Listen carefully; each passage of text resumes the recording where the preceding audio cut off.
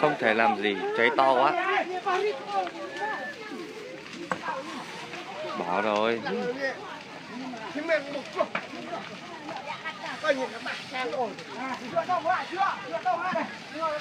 càng ngày càng to.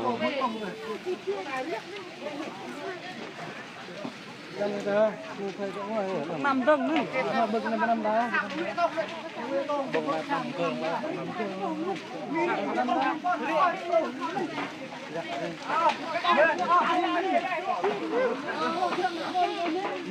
Như cái hỏng luôn. Quá.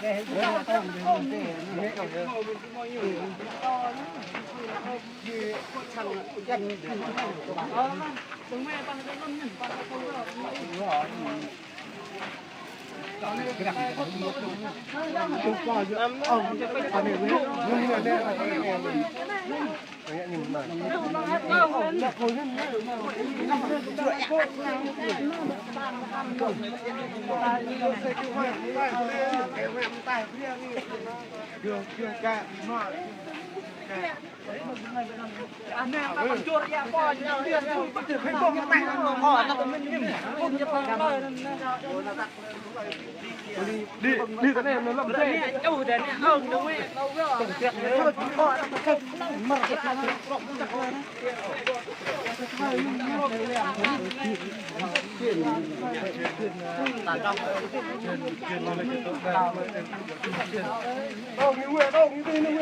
quê tông chưa đảng tông quê không khảo ai tao năm nay khảo trong quê quê tông nó thu tệ đúng không ê chuyện thu tệ đó thu tệ quá ê nó bọc tệ nó quá nó bọc tệ nó thu tệ nó đập đỏ đập ra bọc mà đi nè nó nguyên cái đâm nó bọc tệ thì qua nó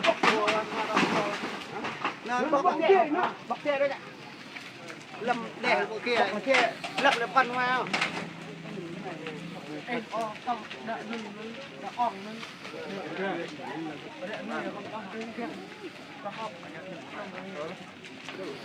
Cháy sạch đồ rồi.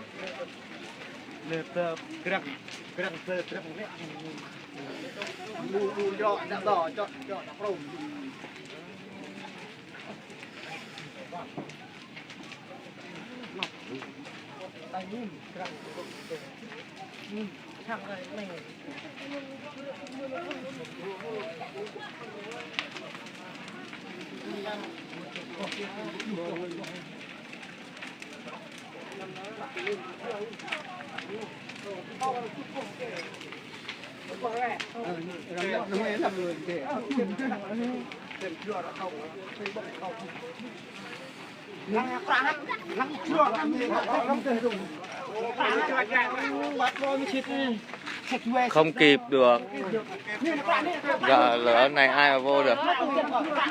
Là phải phòng cháy cháy mới được, xịt từ xa.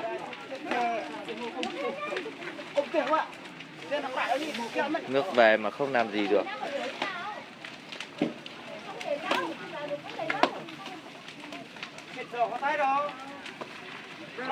Lửa này cháy chấp nhận rồi.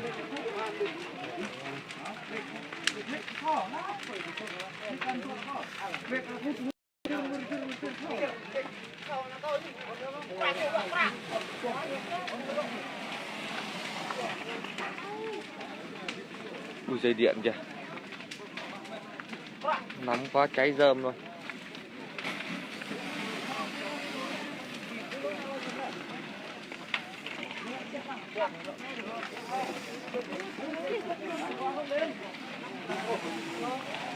Bây giờ nó củi nằm ở dưới nó đấy. Củi ở dưới nhiều nữa chứ.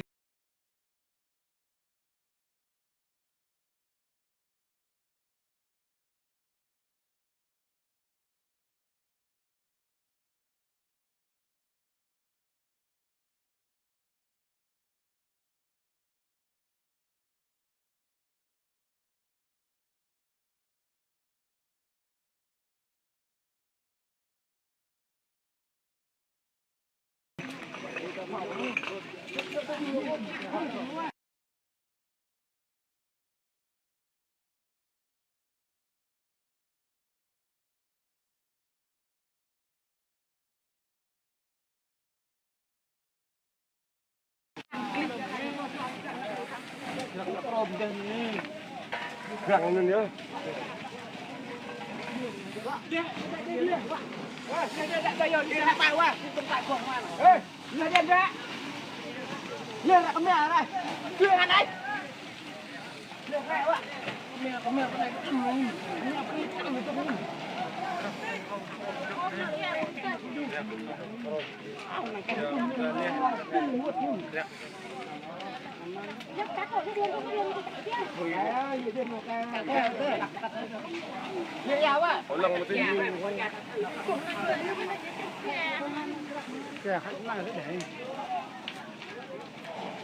Ôi giờ cháy làm sao mà cứu được nữa.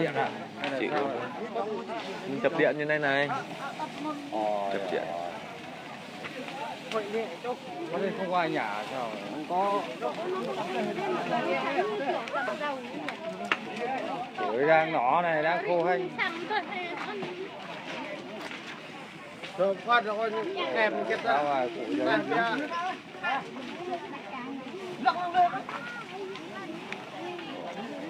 Này thì hết rồi chứ dập làm gì nữa. Làm gì nữa mà dập.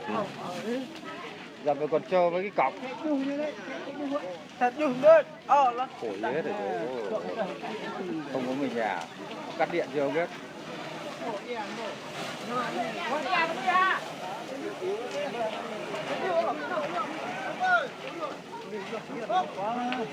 Cái này chắc không đáng nó chạy đâu, nó chửi nó Không ơi, mày về mày chạy xe mày chở đứa này đi ấy đi chứ không mà nằm đây là nguy kịch đấy. Không, chạy xe em không mày chạy xe. Chạy đây. Tao còn cả đây.